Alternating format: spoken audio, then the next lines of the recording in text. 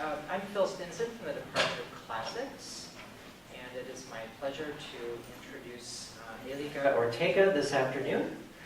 Élika will be our second DH seminar speaker this semester, and many of you, I think, already know her, but if not, I will introduce her and say a few things about her. Élika is our postdoctoral researcher here at the Institute for Digital Research in Humanities at KU. She's the very first postdoc researcher at IDRH. Yay! Élika earned her PhD in literature with a specialization in Hispanic Studies in 2013 from the Department of Modern Languages and Literatures at the University of Western Ontario. Her areas of interest are, of course, digital humanities, digital literature, media, materiality, reading practices and interfaces, books, networks, and multilingualism in academia.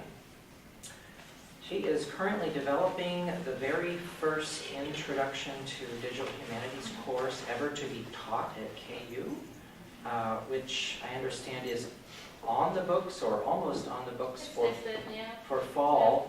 the fall semester. So that is huge news for KU and the DH community here and for all of our students. So we're very excited about that. Her talk title this afternoon is Random Borges, Infinite Elit, A Look from Hispanic Legacies. Élika. Yeah, thank you very much, Phil. Thank you very much, everyone, for coming here. I'm really pleased to see pretty much everybody I know in town. I'm going to try not to stand behind this thing because you won't be able to see me. But I do have a text that I apologize because I think I'm going to be reading a lot out of it, but I'll try to stop as much as possible and just talk a little bit. So, I would like to begin the presentation just by unpacking a little bit all of the terms that are in the title that may seem a little bit cryptic. So what is electronic literature or ELIT? What is Hispanic Legacies? What does Borges has to do in all of this? And then during the second part of the presentation, I want to talk about infinite electronic literature and as a way to see and to study human mechanic poiesis or human mechanic literary creation, as well as to think a little bit about the problems of infinity versus planned obsolescence, which is precisely the opposite to infinity, I think. And finally, what is the role of the readers when we approach a text that is infinite, that we can actually read to completion? So, first of all, what is electronic literature? And this thing I have to read it because it's a little bit wordy. The Electronic Literature Organization, that's the main institution, I guess, in the field of the United States, defines ELIT as works with important literary aspects that take advantage of the capabilities and context provided by the standalone or network computer. Jessica Pressman accurately adds to this the fact that ELIT is computational and procedural, dependent upon the operations of the machine for its aesthetic effects. It emerges through a series of translations across machine codes, platforms, and networks. Its resulting on-screen content depends upon algorithmic procedures, software, hardware, and often internet compatibility. These definitions, there it is. These definitions provide a framework to include really a variety of works that can be very, very different, such as Twitter bots, hypertext fictions, computer-generated text, apps, code, Twitter bots, I don't know if I mentioned them already, among many others, and really the idea of electronic literature just kind of grows and grows all the time.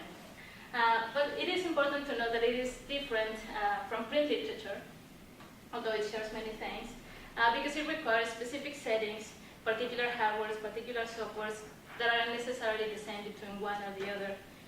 Their own conceptual frames, that's one of the things that I'm going to be talking about, and very distinct practices for the study, dissemination, and teaching.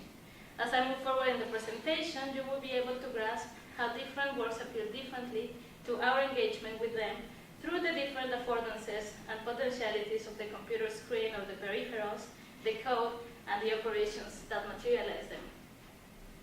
Am I talking too fast? No? Okay, good. So what is Hispanic Legacies? The second term in the title. Hispanic Legacies in Electronic Literature is a research and curatorial endeavor between Alexandra San Pascual, professor of Spanish literature at UC Berkeley, and myself. It has pretty much two parts about it. On the one side, it's a physical exhibition that's going to take place at the Doe Library at the University of Berkeley during the spring and the summer of 2016. And I'm also hoping to be able to bring it here during the fall of 2016. It's in the works, we'll see what happens.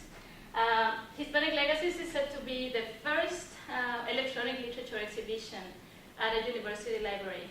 There is a couple of important precedents to it. For example, electronic literature and its emerging forms took place at the Library of Congress in 2013. And then, so during the convention at the Modern Languages Association's, the Modern Languages Association convention in 2013, 14, and 15, there's been readings and exhibitions as well. Moreover, as a research project, Hispanic Legacies aims to investigate elite in the Iberian Peninsula and Latin America, and the relationship between their traditions of avant-garde literature and world elite, so the general production of electronic literature. Considering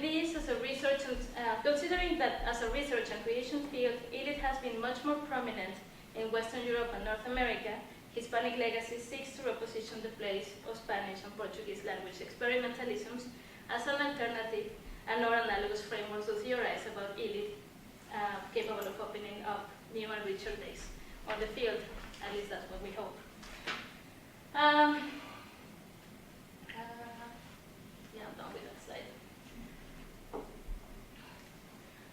In the last couple of decades, or two to three decades, there's been really very many efforts trying to theorize the emergence of elite, and a lot of the theoreticians behind those ideas have tried to draw a chronological line between the development of experimental literature in the 20th century and how it kind of transformed inevitably into experimental uses of computation to produce literature as well. These have been very, very important to think about electronic literature as a legitimate field of study that kind of fits directly into literary studies in the more canonical sense. But this has kind of been contested a little bit by the very closely related field of media archaeology. Media archaeology really very quickly is a field looking into distinct objects, the history of distinct objects, distinct media objects, and how they were used, how they were produced, what the protocols associated to them were, and so on, or just seeing design practices and so on. So what it has revealed is, what they have revealed, media archaeologists, is that the relationships of development and technology are not necessarily linear, and some of them get interrupted and then taken up again. And in that sense, those developments tend to be asynchronic and analogous materializations or variations of previous forms. And basically, the idea that I borrow from Laurie Emerson all the time is what we have now in media is not necessarily an inevitable development of what happened in the past. It's just perhaps one of many ways or many paths that these developments have happened. And then in that sense, electronic literature does not depend necessarily on the technological developments the way they have happened in this linear kind of history, but on recurrent literary and philosophical concerns that can be traced in print literature, electronic, and then throughout history. And this is exactly what I'm going to try to do with the idea of infinity. And then, of course, if I'm thinking about it in this way, kind of in a broader kind of picture, then of course these ideas span different languages and different geographies as well, and then therefore the juxtaposition between the different traditions of electronic literature. So the bigger project is going to be divided into these four sections. So on the one hand, we have labyrinth and endless writing, randomness and infinite combinations. Another one is allegorical representation, circular time and simultaneity. Number 3, materializations of concretism and generativism. And the last section is tensions of the material between in pre-digital and post-digital literary productions. And of course, the exhibition is going to include resources such as print literature, and then artist books, and electronic works as well.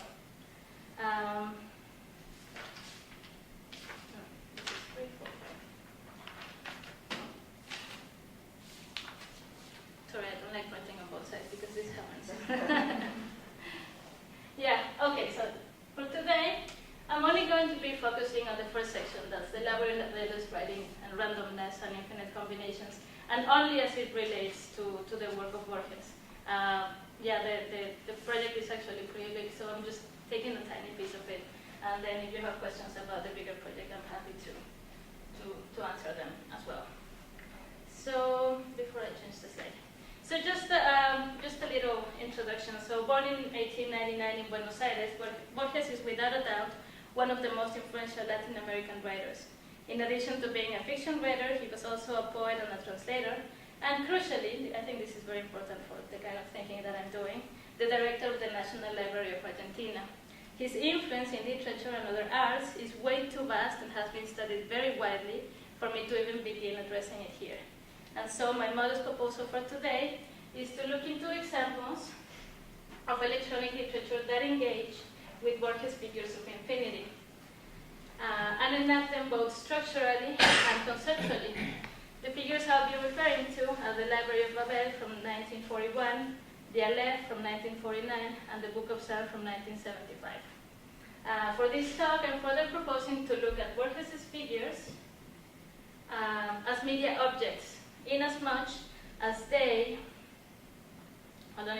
each one shapes the limit or lack thereof of the form of its own particular infinite, very much in the same way that the media configurations of the works of electronic literature I will explore here do. However, before I shift our attention to the electronic literature works, I want to make sure that everybody has the reference fresh for Borges. So the Library of Babel, and there's a quote, the important quote, I tried to kind of find it. The Library of Babel is a short story about a universe in the form of a library. Described in very detailed physical terms, the library itself is a hexagonal fractal. The narrator of the story explains the library's stocks and collections as, and here it goes, there are 5 shelves for each of the hexagon's walls. Each shelf contains 35 books of uniform format. Each book is of 410 pages. Each page of 40 lines. Each line of some 80 letters which are black in color. This mind-twisting description, well, it's really hard to pin down, right? But the philosopher Daniel Dennett has actually done the math that's been proposed in the story and come to the conclusion that it amounts to over 25 to the 1 million books in the library, because it just changing one letter from one book to the other would make it a completely different one, more or less. The second one, the Aleph, is also a short story in which a fictionalized Borges finds himself in a house where an intriguing object, the Aleph, is kept. The Aleph is described as one of the points in space that contains all other points, and later, in more detail by the narrator, as a small iridescent sphere of almost unbearable brilliance. At first I thought it was revolving. Then I realized this movement was an illusion created by the dizzying world it bounded. The Aleph's diameter was probably little more than an inch, but all space was there, actual and undiminished. Each thing, a mirror space, let us say, was infinite things. The retelling of what the narrator sees makes up a long list, a couple of pages perhaps, of I saw utterances like this one. I saw the teeming sea, I saw daybreak and nightfall, and so on, for each thing that he can remember from the universe. And then the last story I will referring to is the Book of Sound from 1975. It deals with an anonymous narrator who is visited by a bookseller and offered a unique volume, the Book of Sound, which, as the sun, has no beginning and no end. When the protagonist examines a peculiar object, he describes it as an octavo volume, bound in cloth, in the Yeah, I have it there. In the upper corners of the pages were Arabic numbers. I noticed that one left-hand page bore the number, let us say, 4,514, and the facing right-hand page, 999. I turned the leaf, it was numbered with 8 digits. The number of pages in this book is exactly infinite. No page is the first, none the last. End of the quote. Additionally, it is also worth noting that the bookseller wants the narrator to take in every page he sees, as he won't be seeing it again, because it is always changing. So, I hope that the descriptions that I've given, even though I'm taking them out of their larger context, support my proposal to look at Borges' figures as imagined or hypothetical media objects, even machines or mechanisms operating under a given logic and revealing and obscuring their content.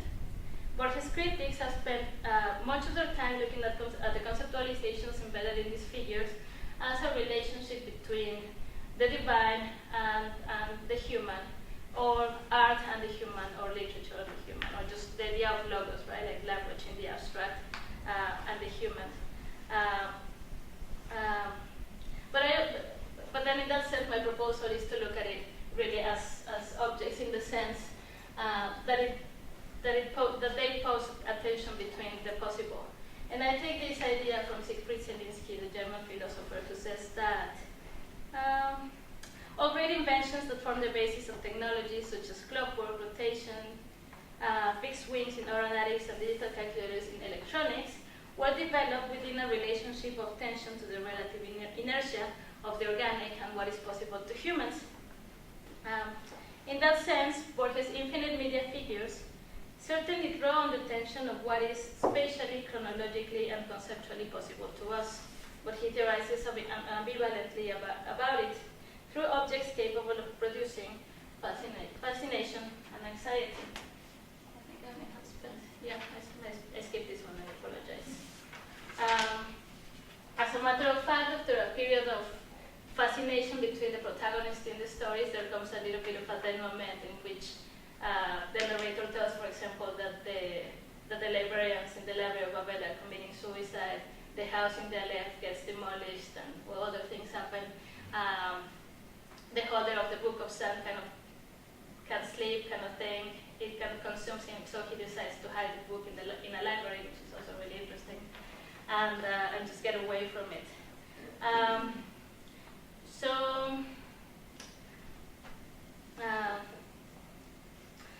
So in that sense, I wanna. I apologize, I got a little bit lost here.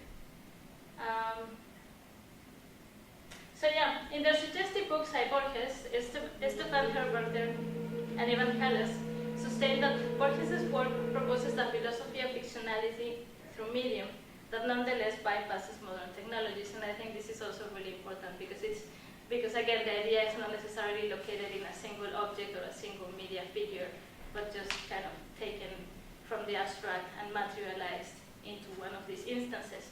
And to this, I would add that as a conceptual media figure, the infinite library, the Aleph, and the Book of Sand further propose media as a boundless source of literariness. And in terms of the electronic works that I will explore now, poetry as the media objects themselves, as well as the media objects that activate the poetry, indeed proposing a sense of poiesis in the materialization of the ideas. So now for the second part of the presentation, I wish to address 4 modes related or analogous to Borges' figures, and it's these 4 ones. Generative algorithms, loops, the infinite canvas, and found social media poetics. As you will see, these devices are all capable of producing temporal, spatial, and conceptual infinites, which once again pose the questions: what do we, as readers, librarians, or archivists, do about electronic literary works that will never end, but are likely to stop working or become obsolete and inaccessible? What does that tell us about literature and media? Okay. So the first one that I want to go over is the generative algorithms. Generative text is a really common I guess, genre of electronic literature. Catherine Hales describes it or defines it as an algorithm is used either to generate text according to a randomized scheme or to scramble and rearrange pre-existing texts. And then because they are mechanically produced or algorithmically produced, they tend to be very, very long. And I have two really fascinating examples. Again, 6, 7. I have two really interesting examples. The first one is Dan Waber's Sestinas. It is a Perl program poem capable of producing, again, these crazy amounts of 9,103 times 10 to the 131 poems, individual poems, called Sestinas. The Sestina, as some of you would know, is made up of 39 lines organized as a 6-line stanzas and 3-line envoys.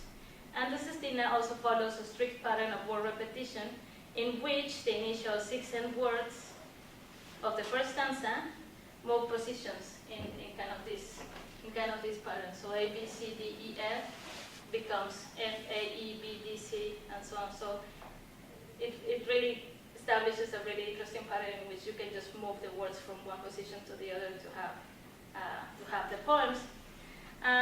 The strict pattern of word repetition has lent itself in Dan Waber's work to produce this really amazing amount of poems that are way, way more than, for example, Queneau's 1,000 million poems.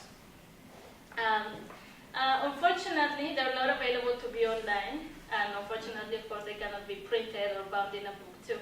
But they can be purchased individually as a one-of-a-kind objects, I think at 10 cents a page or something like that, which is also really interesting because it kind of gauges the scale of the poem between the millions and millions and millions of poems and the individual ones that we can actually get and have as a one-of-a-kind object. This is where it gets interesting. The second example that I have is really a classic of electronic literature, Taroko Gorge by Nick Montfort. Again, it's a generative poem that is based on the imagery of the scenery found in Taroko Gorge. It's a national park in Taiwan that has the same name. And what we see is, I'm gonna pause a little bit here. So what we have is really about 40 words, the ones you see on the screen, being combined and permutated into all kinds of combinations to give way to this poem, and which begins and ends as soon as we open the browser. So if I refresh it here, you'll see how it begins. And then if I refresh again, it starts again, but differently. Was it different? I couldn't see. Yeah, it was different.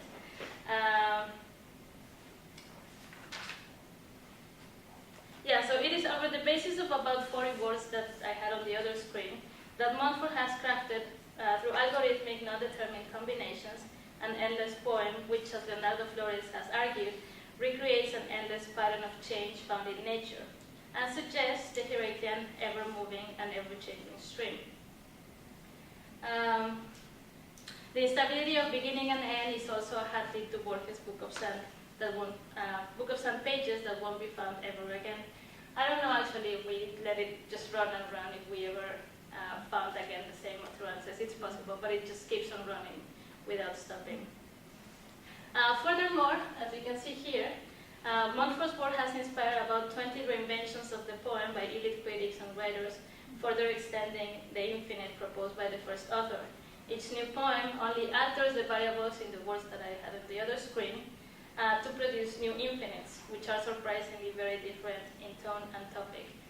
I guess we can see them later, just to save a little bit of time.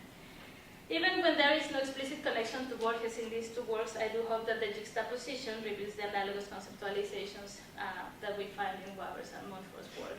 So again, this is kind of like the methodological experiment that Alexandra and I are doing, not really trying to find historical connections between the works, but kind of a juxtaposition that shows a similar intent.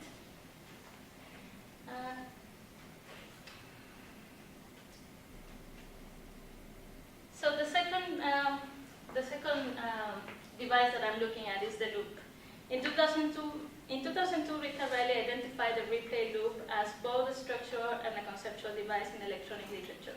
The replay loop, I think, is really one of the most easy to adapt to ideas of infinity. And if you ever, if you remember ever trying to learn to code, if you're doing loops and don't include a special condition, you just end up with an infinite loop, and then you just have to hit escape or something to stop it. And so it really lends itself to going on and on forever. Again, going back to Rayleigh, the loop for her highlights the extent to which the boundaries of a digital text can be best thought in terms of temporality. The time-based period in which both the reader or user and the system are performing. To this, I would add the time-based period in which a work can continue to go on looping on its own code conditions versus the functional life of the machine running it, and of course, the lifetime of the readers.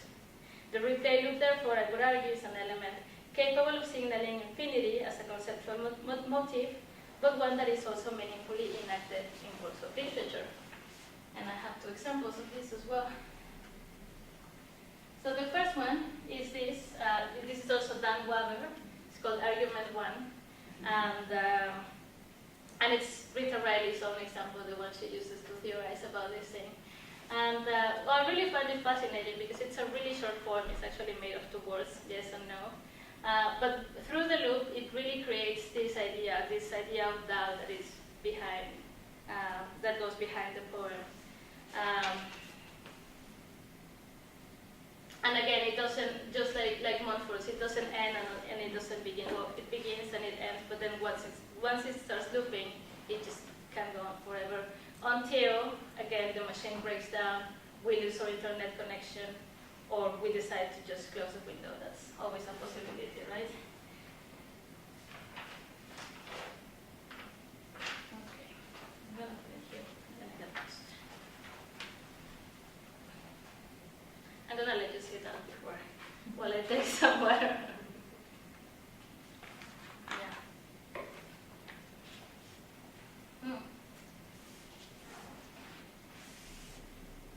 Another interesting use of the loop is has become very recurrent lately as Twitter bots. Is anybody familiar with Twitter bots? I guess many of you are. Yeah, Brian makes his own. Twitter bots rely on the same loop logic, but they are scripted to go on autonomously from the readers, and if coded to do so from their creators as well, depending only on the working machine. Looping Twitter bots play and replay whether we read them or not, and this makes them a perfect genre to produce endless amounts of texts. A distinguishing feature of these bots, Leonardo Flores explains, is that they operate in real time, publishing content on a schedule or responding to specific conditions, drawing data from a large and streaming data sets via APIs, filtering search results, reshaping, transforming it, or deploying its content through social media, blogs, or web pages. An example that I prepared here is Matt Schneider's Babel in Borges, that has explicitly been inspired by Borges. And as you can tell, it's right there. And so what it does, it takes series of 140 characters and posts them to Twitter every 10 minutes. I think it's every 10 minutes. And it's only alphabetical and punctuation characters.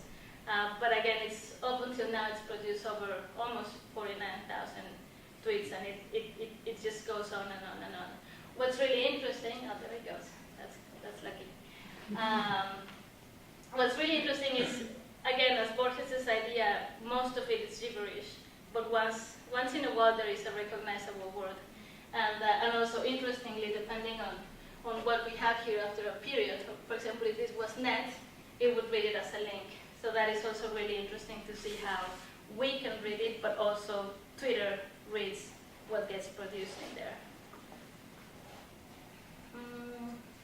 So in Strings and Babel in Borges, the loop is part of the code and part of the work's encoded poetics, capable of going on until a human stops reading or its own media conditions come to an end or break many, many years or decades or however long it takes for them to run. I guess Babel in Borges can go on, and at some point it would reach its conclusion, but I don't even know how long it is, but it's certainly something like 25 years, and yeah, who knows what's going to happen to Twitter then. The conditions that these works impose on us as readers is temporal. Our reading is not only limited by how much or how little there is to read, but also by how long we can sustain our reading, and how long can the machines go on producing the work. I want to argue that both generative text and loops play with infinity in material-temporal terms, that which we would not see to come to completion due to machine and human lifespans, or that which we cannot possibly see coming to an end. Poetic endeavors that surpass human scale, even if we never intended to even try to read them in their entirety. These works have no temporal bounds, as we can't even be sure how long either them or we can go. Conversely, the works that I will approach now are not really about infinity in temporal times, but kind of in spatial, in spatial and material terms. And so the first one relates to the infinite canvas. The infinite canvas is a concept that was first proposed by Scott McCloud in his study Reinventing Comics in 2000. With this idea, McCloud sought to propose a distinct kind of platform for comics created for the web and published that were created for the web and published on it that were not bound by pagination. The infinite canvas, McCloud explains, is a challenge to think big, a series of design strategies based on treating the screen as a window rather than a page, which at the same time provides an alternative to scrolling. Even though McCloud proposed this, the idea of the infinite canvas to include images, because he's a comic artist, I guess visually it's not as easy to organize or to put in infinite as a surface in which everything is present at a single time instead of moving from one to the other. Historizations have become fundamental in media studies precisely because some of these potentialities have been incorporated into the web browsers that we use. They're not really that common because they require, I guess, important design decisions, but they can be incorporated into the navigation affordances that we have, like examples that I have prepared. So the first one is it's really to twin. Those are not really looking great. There are two twin projects. On the one hand, we have Nick Mumford's and Stephanie Strickland's Sea and Spar Between, and on the other one, Mark Sample's House of Leaves of Grass. And these are really interesting works too because they combine, so they're text generators as well. So in the case of Sea and Spar Between, they combine Emily Dickinson's poems and Herman Melville's Moby Dick to produce something like 225 trillion stanzas. And on the other hand, Mark Sample combines Mark Danielewski's House of Leaves with Walt Whitman's Leaves of Grass to produce something like 100 trillion stanzas. And what they do is really pick out, I guess, recurrent motifs or recurrent expressions that can, or ideas that can be found in each of the works, and combine them according to rhetorics and to rhythms that the authors themselves have been able to identify in the works, in the original works. But I should show you what they do, because this is actually a very interesting effect. So this is Sea and Spar Between. So what we see is just really, this is not as easy as it seems, the demo effect. So what we see is, so this is the canvas. It's a two-dimensional drawing canvas, and what it does is it puts together all of the trillions and trillions of stanzas at the same time. And then in that sense, the browser is a little bit of a window that we can just move around, or zoom in and zoom out. There it is. So we can see one here, only one, and then we move and it's another, and another, and another. Some might seem like the same because there is a limited number of expressions, or they're very similar in some cases, but they do recur, they do repeat. And what is interesting about these works as well is that they put together at the same time the total number of permutations that the generator can produce. So we're seeing only a little portion of it, but they're all there, and in theory we should be able to see them all. So, for example, yeah, I don't know, you can see it very well. And then the other one is House of Leaves of Grass, which is, it has exactly the same layout. And it was inspired actually by the first one. I don't know why it's doing this weird thing. Oh, there it is. So yeah, we can zoom out as much as possible. But it gets to a limit as to how much we can see.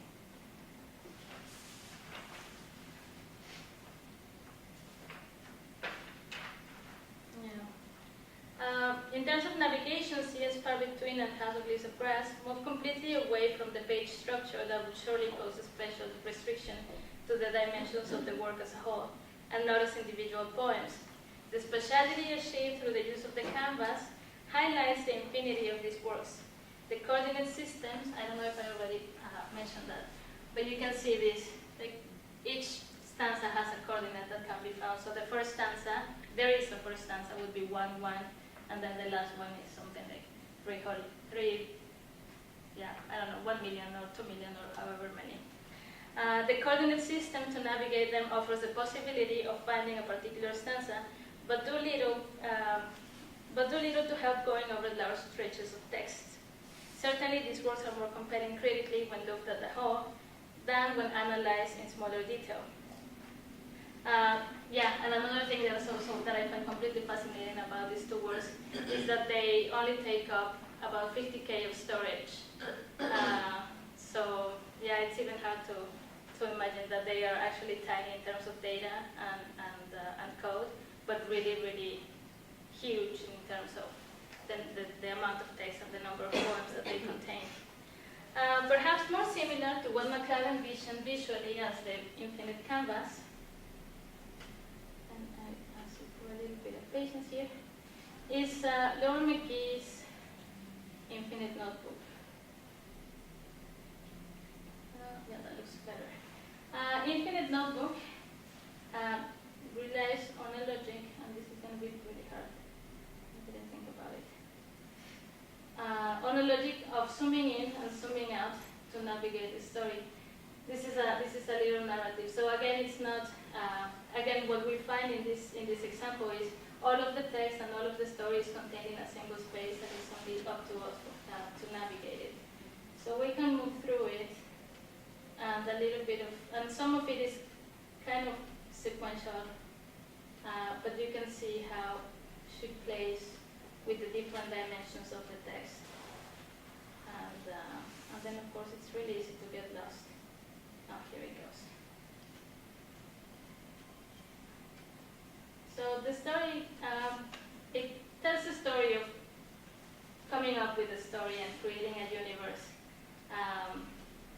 But really, it's the visuals of it that I find completely fascinating. So here it is. So we have the zooming in to continue to the story. Then I notice something beside nothing. And then there it is. And then there it is. And it goes on. And so on. So again, the story, it's really hard to follow because depending on what path we follow, if we zoom in into one word, it takes us down one narrative path. If we go to another, it goes to another.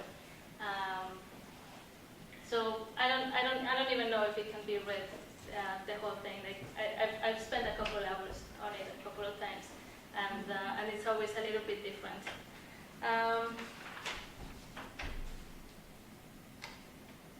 Okay, here we are. So, like the Book of Sand, sea and spar between and house of grass of leaves don't have a beginning or an end, and we can find ourselves in any of the trillion poems at any given time. Infinite Notebook, as I was mentioning, does have a set beginning, the first screen that we saw, but it is through the navigation affordances that we can be sure where the story goes or where it ends, and too easily, yeah, it happened already, it takes us back to the beginning. So if we stop navigating it, we go on and begin again. The off-putting disorientation suggested in the Book of Sand is replicated in these works, as there is a rare real possibility of getting lost in those sheer dimensions.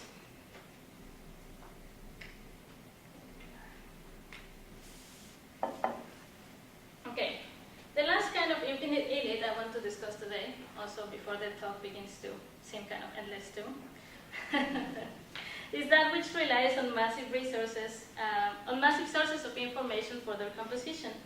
Found poems are non-poetic, recontextualized pieces of text or complete texts. It is a practice that you might remember from Marcel Duchamp's Ready-Mades. But these are a little bit different, and I'm following here the work of Darren Worship, because the emphasis is not so much on finding the object and putting it in a different context, which, it happens, but also because it requires not really an interpretation of the object or the text from one context to the other, but in the process of finding them, and in the production, circulation, and exchange, what he calls the transfigurations that occur as they change context. And this is especially relevant because the examples that I have prepared come from social media, and then they are taken into a poetic kind of context, and they depend on the amount of content on social media that gets produced by individuals all around the world. In Twitter, and so the example that I have, they take content from Twitter and from Google especially, and another piece from the Gutenberg project, which is also interesting. I guess the mashup between the literary works that have been digitized and are available for use, and the content of the social media. So the first one.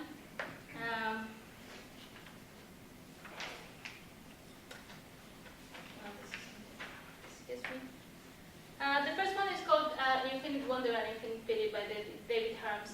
And the way this works is through an APA combines either Twitter or Gutenberg project or both, and finds, this is the finding algorithm, so in this case it's also interesting to see how the finding process of these found poems doesn't come from a poetic kind of intention, but from an algorithm that's going to identify and filter those findings. So what Infinite Wonder and Infinite Pity does is searches either Gutenberg project or Twitter for all of the utterances beginning with I saw, and it kind of mashes them together so we can find something like an I saw expression from, I don't know, Jane Eyre or Huckleberry Finn or Tom Sawyer, or just anything that gets posted on Twitter that begins with I saw. And then we have things like this, like I saw a single abandoned winter glove on the sidewalk, or I saw 2 barrels and lots more bottles in one room. So if we see it, this is here.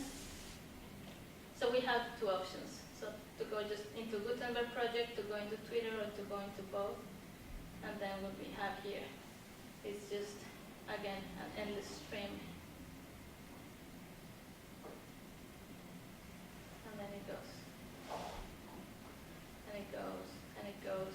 And they all, I saw an age beggar, and so on, so on. So it really collects,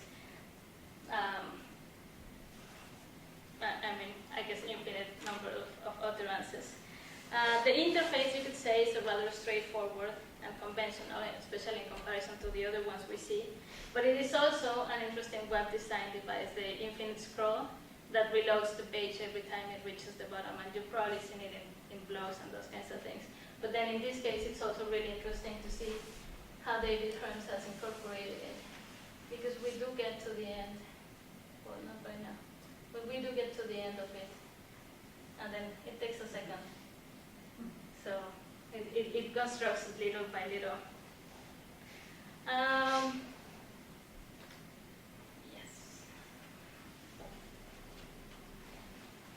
And then the last one that I prepared, created by Jim Andrews and his students at Emily Carr University of Art and Design in Vancouver, Canada. Teleporter is a web and mobile app that uses millions of geotag photographs to teleport us from one location to the other. The simple design of the app is highly suggestive of Borges' Aleph, capable of showing every tiny corner or aspect in the world, at least to the extent that it has been captured by Google. So if we see it here, this is where it begins. So it was created in Vancouver, so it starts precisely at the convention center in Vancouver, where some of us were only a few months ago. And it's really an interesting app, and really simple, because it just teleports us from one place to another. We can see where it is. Go back to it. And again. And again. And again. And again. Unlike all of the other examples of ELIT I have shown here, you'll notice that Teleporter does not use text to allude or evoke Borges' work, but rather photographs of the Google Maps and Google Earth databases. In doing so, Teleporter does not repeat Borges' famous object. It becomes the media object itself and tests the bounds of our collective content, of our collective content production on social media, as well as the dystopian powers of Google to capture the world, indeed boundless as far as we can tell. Both Herms and Andrews, I argue, offer an enactment or a rehearsal of media affordances of the Aleph, not a retelling of it.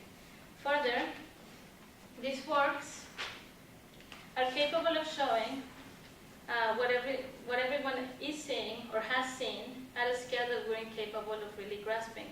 Most interestingly too, is the fact that while relying on platforms like Google Maps and Twitter for most of the content, both works reveal that infinity begins with what each individual user provides.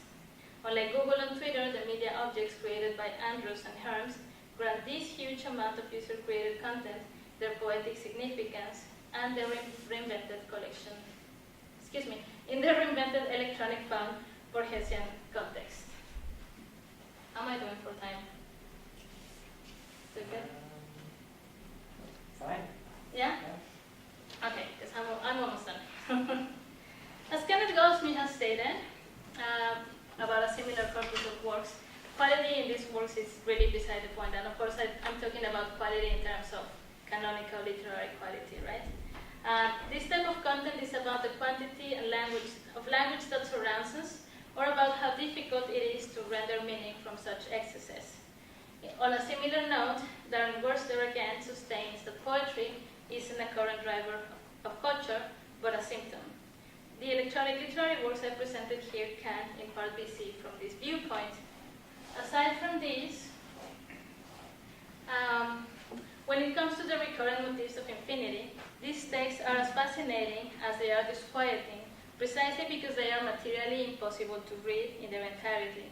They are also impossible to run completely because they are materially, as there aren't machines that won't break down eventually, stopping the works. Twitter won't likely exist the 20 or however many years it takes Schneider's bot to run to the end. These works elude our human scale of the possible. They also elude the capabilities of our machines. Yet, and this is what I really find fascinating, they have been created. Going back to Borges, in the stories, the Infinite Library, the Aleph, and the Book of Sand all lead their holders, the readers or their keepers, to some degree of insanity, isolation, insomnia, or pity. I argue that the sense of anxiety found in Borges' media objects is also a component of works of ELIT, as they easily become obsolete and inaccessible. Borges, in spite of the destructive power of his notions of infinity, including the extinction of the human species in the Library of Babel, sustains that literature embodied in the library will endure illuminated and infinite. But he also gives us back a certain degree of agency by granting the readers, himself and us, the capacity to stop reading and to begin reading again. I think somebody has called that self-preserving forgetfulness or something like that, so not really needing to take it all in. In that sense, the dimensions of infinite elite are part of the enactment of reading determined not by the bounds of the literary work, but by our own. These works begin when and where we stop reading them and end in the same way. As I've been arguing, when it's not the readers that must stop reading, it will be the machines or other material components like the electricity, a functioning internet connection, or the program that will impose the extent of these works. This is perhaps the extreme instantiation of the human mechanic interplay that every piece of elite entails, the human mechanic creation of literature. At the same time, it is the infinity of these works that suggests the potential long-term relevance in the literary, I guess in the traditional literary sense, beyond lifespan and hardware and software obsolescence. I think I skipped one of these. Yeah, that was it.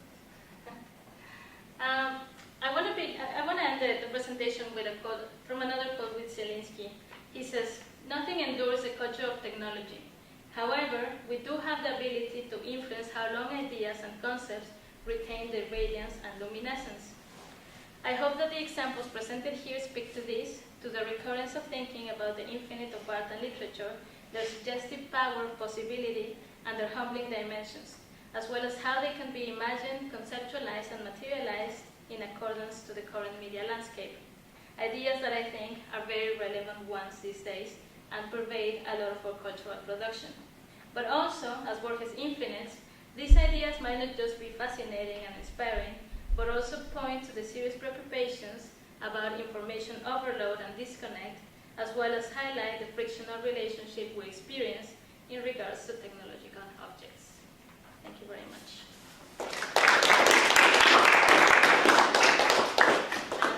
Thank you, Élika. Some time for questions? Yes. I'm sure there are some.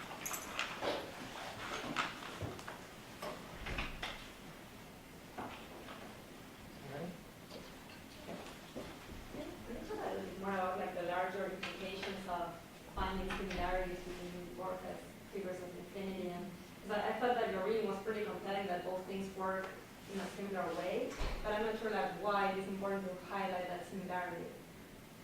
I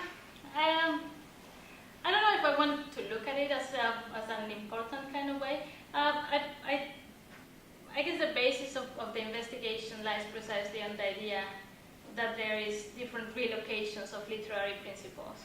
And it comes from the fact that elite has been strongly criticized as not being literary, or as not being verbally compelling, and kind of being all of these fireworks and, just like nice pictures and interactivity and those kinds of things. And I really don't think that is the case, but it definitely requires a different kind of reading. And then the idea of doing this juxtaposition is precisely trying to find kind of little capsules that I can characterize as literary, that are enacted, that's I guess put into practice in the electronic realm, even if they're not dependent on on a nice rhetoric and a really skilled use of language or really complicated and mind-twisting narratives. They kind of get put into practice or enacted in a different medium. So they definitely don't work in the same way, and I guess that's what's really interesting, that they exist through different mechanisms, but they are suggestive of a same, like a deeper kind of concern. Yeah, I guess that's that. Yeah, thanks. Any more questions? I had a question about narrative. Halfway through your talk, I was thinking that with Elith, and I'm totally new to this subject of Elith, but with Elith, the traditional notion of narratives kind of jettisoned because of, at least the way I think of literature, usually there's a beginning point and an ending point, and the relationship to narrative is very close. But with these projects, the beginning point is simply the point when you begin your exploration in the browser, and then the end point is simply when you When you end. when you end. Yeah. But within the structure, if you call it, of the experience of ELIT, you may not have a traditional experience of the narrative, right? Mm-hmm. Is that No, definitely. And this is something that I didn't mention, but really the only example that I brought here that is narrative is Infinite Notebook. And that one always begins in the same place. Like it takes you down different paths, but it always begins in the same place. All of the other ones are really more like, I guess, poetic in that way. So yeah, narrative is definitely a touchy subject in electronic literature precisely because of that. So the way it has been done in most cases is through hypertext, hyperlinking. And it becomes kind of like the navigation with the zoom in and the zoom out. Again, you have to make your choices as to where you're going to go from one place to another. And there's different mechanisms, but then it links different kind of, I guess, blocks of narrative. Mm-hmm. Thank you. Sure, thank you. I have a sort of related question. In thinking about the various examples that you showed from the sort of very short, really ephemeral pieces that, as you say, eventually, say Twitter, will cease to be a format. How do you reconcile those sort of fleeting products with something that, at least from my perspective as someone who studies 17th century, when we talk about Borges, someone whose work is really sort of fixed and such a part of the canon, how do we handle those really sort of, at least to me, divergent aspects of ELIT? Well, that's exactly what, thank you for the question. That's a great question. That's exactly the kind of research that I'm doing now. There is a tradition, not a very long one, but there is definitely it's becoming, I guess, a critical mass of researchers looking into that. So into aspects of preservation, but then what does it mean to preserve an electronic literary work? Like in this case, all of the examples that I'm showing, or most of them, are web-based. But the ones that were made in, let's say, basic language, or were meant for a different kind of, I guess, software peripherals or so on, what is the kind of thing that you are preserving? Is it just the file, and then you put it away in a special collections and nobody touches it like it would happen to a manuscript? But then that is not necessarily the case, because you literally cannot see it. Like it cannot be edited out of a manuscript. It has to come with the whole package, including in many cases, and this is part of the debate. Do you need like a machine that it was built with or built for, with the same kind of configurations of, or even in web cases, if it was something from the 90s, do you need the browsers from the 90s because it has a different frame, different speeds, etc. So it is really a complicated issue. And I guess the canon, the emerging canon in electronic literature, gets reformatted and gets re-edited sort of often, because it needs to be done often. But then it comes also with the assumption that there's going to be a change of affordances and a change of conceptual implications if you are using things. If you're using a work, for example, if you're reading a work that came originally in a floppy disk, and then you have it in a USB drive or a CD, or if it becomes web.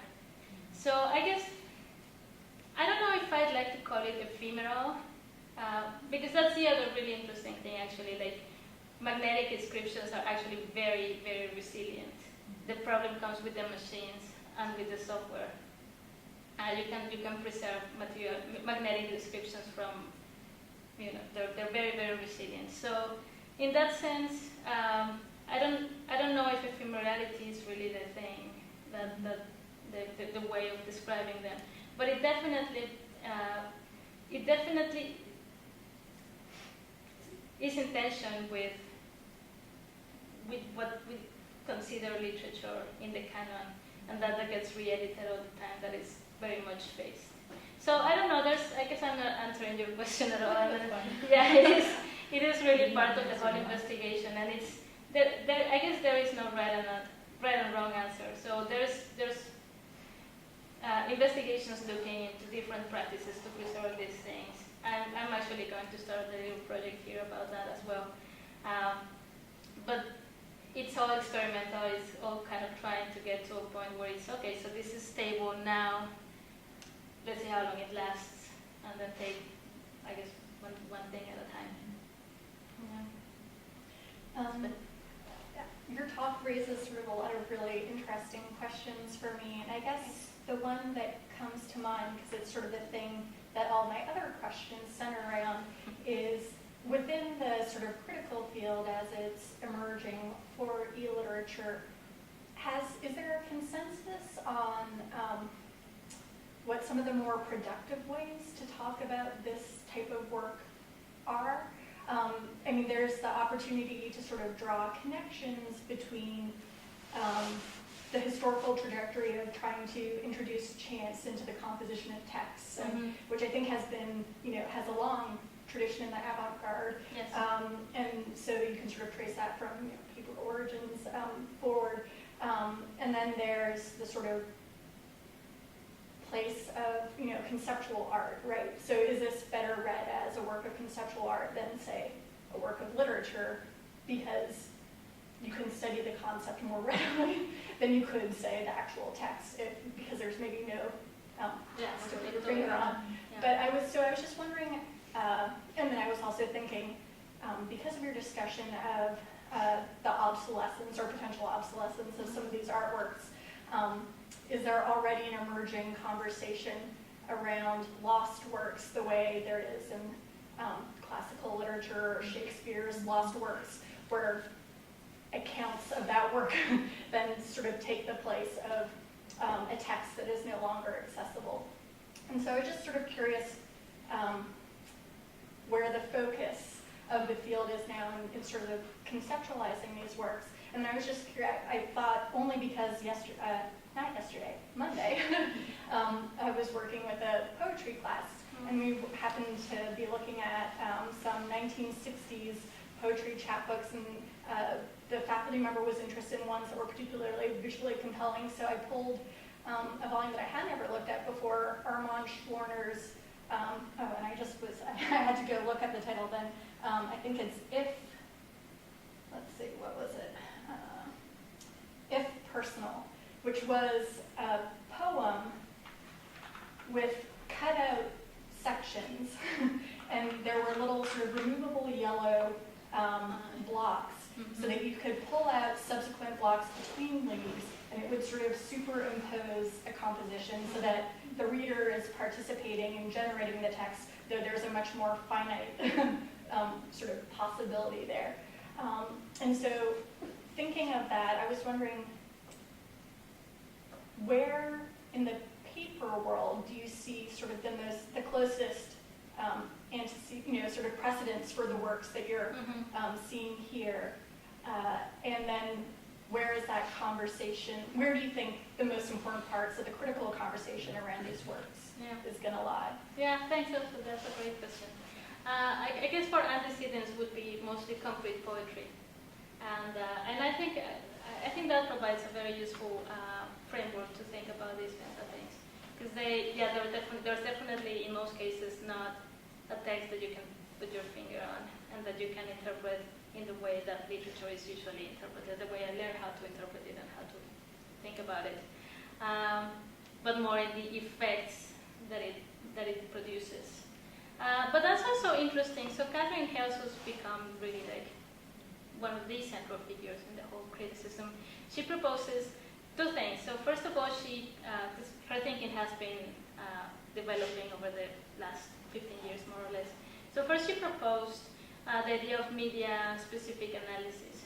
So it's basically taking one by one and just looking into the affordances of each particular work, what it requires you to do to activate the literary aspect and so on.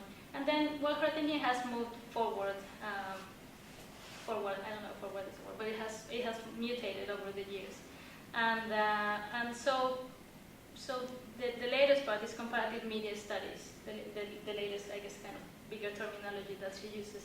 And I guess it's very similar. So it's basically looking at particular affordances of each one and what are the particular effects that each particular piece is doing or proposing or requiring, because it becomes like it comes from all the other, from every corner, right? And I really like one of the things that she proposes. She says she proposes that literature is more an effect, and I guess it comes from the idea of an aesthetic kind of experience. So in that sense, all of the effects that we would perhaps identify as, metaphors and other kinds of tropes that have conventionally been part of literary studies now become different kind of rhetoric figures. So whether it's, like the surprise of finding something, the confusion of finding something, like on the canvas.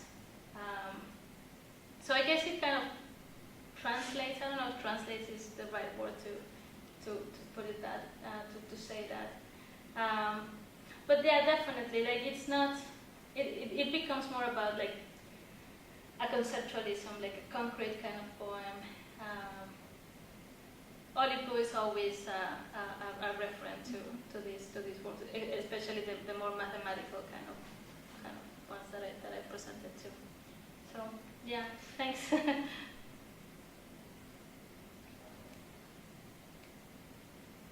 You mentioned earlier the sort of larger project this is a part of. I haven't really heard about that yet. Could you explain a little bit how this fits in with this larger investigation? Yeah, of course. Thank you. Yeah, that's a really good. I guess that's necessary to kind of frame the whole thing. So as I was mentioning at the beginning of the talk, it started kind of like an idea. Like Alexandra and I were taking this class on electronic literature, and we were going over. I guess some of the canonical texts which tend to be Western European and North American. I'm generalizing, of course. There's some very well-known Spanish and Latin American works as well. And we're just like, oh, this is very similar to this idea that we had from when we were studying our PhDs and going over, I don't know, magic realism or concrete poetry or even something from the Baroque or whatever. So we really started identifying like similar ideas and similar tropes that we were really interested in. And then we realized, okay, so there's something to look into it. So I guess where I'm going is it started very naturally and very organically, just very much from our own impressions and intuitions. And then when we started doing the research, we realized that it was becoming a bigger and a bigger project. And so the project is going to be the exhibit at Berkeley, and that is, I guess it has been challenging because it requires a lot of logistics and funding is always an issue. But it also, it's kind of making a statement about how different frameworks and different practices for studying literature are necessary for these works. Because it cannot be just like, oh, here's your reading list, the list of links, and go ahead. That is one way. But then it becomes more about the physical experience too. It requires like that kinetic aspect of, putting these things together and kind of replicating the methodology that we're following. If we're following the idea of juxtaposition and putting these works together and see what comes out of it, then the exhibition is an ideal setting to do that and to have attendants do that as well, and not just kind of suggest it somehow, I guess. And then, so that's the one side, and then the bigger investigation is I guess more traditional. So it's going to be a book project, and it's going to have each one of these sections, and it's going to be further developed again because the exhibit has the curatorial limitations of the space and the budget and all those kinds of things. But then the book allows us to expand the corpus of works that we're looking at and go deeper into the conceptual analysis of the pieces and so on. Do you mind if I follow up on that? No, go ahead. The earlier question and sort of the relationship between this and conceptual art, and it seems perfect that you're thinking about having a book form, but also sort of an exhibit. Yeah. And I think earlier you mentioned that this exhibit was going to be in a library, Yes. as opposed to, for instance, an art gallery. Mm-hmm. Going beyond conceptual art, it sounds as if this is going to be a little bit performance art as well. Why? No? I mean, yes, yeah. Okay. Go on. No, Sorry, curious. interrupted. So you're interrogating Borges and Mhm. other literature from the perspective of the visual humanities, but also literary studies. And to what extent is art, visual artists, art historians, are you trying to interrogate from their perspective as well? Yeah, well, I'm asking them a lot of questions, and Rebecca can attest to that. Well, the thing is, I guess there's no boundaries in that sense. I mean, not in the perspective that we're taking. I mean, we're having the exhibition at a library, and I really like that because this is a literary project more than anything. So the library, well, a literary project and a bibliographical one as well. So the library is pretty much its natural place. And over conversations with Elspeth and others, I really think of these pieces as artist books. Artist books tend to be like unique objects, and they're I guess safeguarded that way. And then these things, they don't seem that unique because they can be reproduced, and they're on the web, and they seem like they can be everywhere. But they're also pretty unique. I mean, not in the sense of the digital object, although digital objects are unique as well, but in the sense of all of the aesthetic and I guess visual and kinetic elements that they have, just like artist books.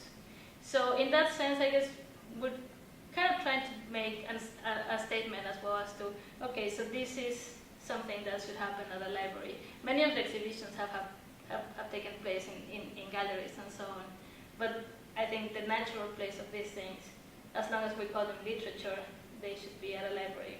So I don't know. I don't think. I don't like to think in terms of am I doing like more like an art history kind of thing? It becomes, I mean, the works themselves really ask not to be enclosed into one single category because they have so many visual elements. Some of them have oral elements as well, aside from the textual, and in many cases the textual is perhaps not even, it's just a pretext, right? So I guess, trying to think in the more digital humanities kind of ecology of practice, then it's also ideal because it requires all of these different skills. And then when we're working in the exhibition, we're going to need help with somebody, taking care of the machines and making sure that they remain operational and everything, like really just taking care that there's enough electricity in the room, for example, right?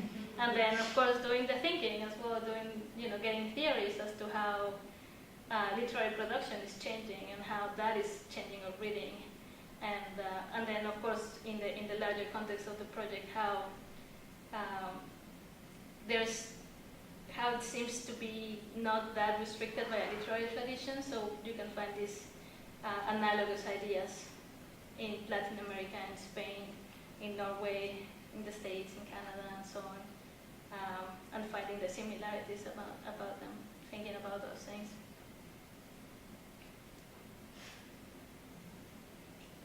Yes, thanks. I was really struck, or started thinking in your talk about the relationship of code to the infinite. So these very bounded pieces of code, often short lines of code, are producing something that potentially could go on and on and on if the technology is permitted and all of that. So I'm wondering about the code as a media object, and whether you'll be interrogating the code as sort of this other layer, and looking at that as a poetic or something like that. Yes and no. I mean, there's another trend looking into code studies, critical code studies, and so on. That is not really the field that I would perhaps gravitate towards, but it is a possibility. I mean, there's also a debate whether you can look at code as text itself, and I guess draw interpretive exercises out of it, or if the purpose of code is to run, and then it is only when it's running and when it's, I guess in a way, when it's being read by the machine that was written for. So, I mean, yeah, definitely it's not something that I'm gravitating towards, but it is a possibility. And it is really interesting to see, for example, in House of Brass of Leaves, how tiny it is, and its implications in the for the larger work too. Yeah, that's definitely something something worth looking into. I don't know if I'll have the chance of the faculties to do it, but yeah, that's really good too. Just have another question. I was trying to think back on sort of there are a lot of things that account for the persistence of particular works across time. But one of the simplest things is the reader's response in poetry to a particularly beautiful line. And so I was wondering, in texts in which there is no stasis of a line and two readers may never encounter the same line, how those writing on elit sort of are able to talk about or to talk to one another about the text, or is it more a talking around the text, or sort of talking about the concept of the text? But it seems like in some of the loop situations, or I guess the yes/no, that one there, there is a set text, but where there isn't a set text, I'm just wondering about that sort of effective, with an A, element, where the reader's response, there's a connection on the part of the reader to a particular alignment of language. And if that isn't a possibility because of the nature of the text, if you think that has a consequence then for the ability of that text to persist in time. I guess it does, because it's not something that you can memorize, like the way you memorize to be or not to be or whatever else, right? It definitely poses those kinds of difficulties, because there is no, it is all recorded, it is all inscripted, but it's not necessarily translated. It's really difficult to get it out of its own particular instantiation, I guess, that way. As to the effects, I guess, I find these things as effective as reading 17th century poetry, Baroque poetry, like really, and that is actually a parallel that I've been thinking about with Alexandra as well, just how difficult it is to pin down the meaning, for example, of Baroque poetry. And I'm not an expert in Baroque poetry, but it is really, really difficult to pin down.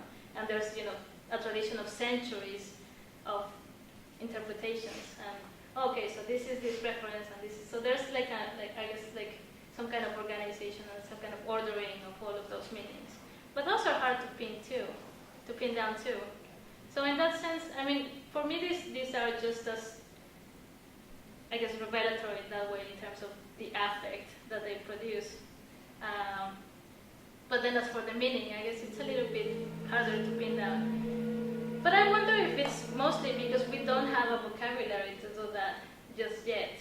And I think it is. And there's Alexandra Sammer at the University of Paris, 8, I think. She's working on electronic rhetoric figures and trying to come up with a vocabulary to interpret those kinds of things. So I guess part of the ephemerality, there it is, and the difficulty of thinking about these things is precisely because we don't have a vocabulary developed for it. So there's no way to identify it as something that we can then translate into something else. And perhaps the idea that I've been proposing, this idea of enactment, of bringing to practice of the literary, is just, I guess, a transitory kind of idea of, this is how this experiment was done, kind of thing. So, but yeah, definitely a vocabulary is something that might be in the way of how we think about these things.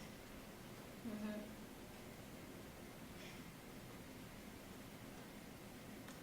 Well, Yeah. are there any more questions? Thank you. Yeah, thank you all.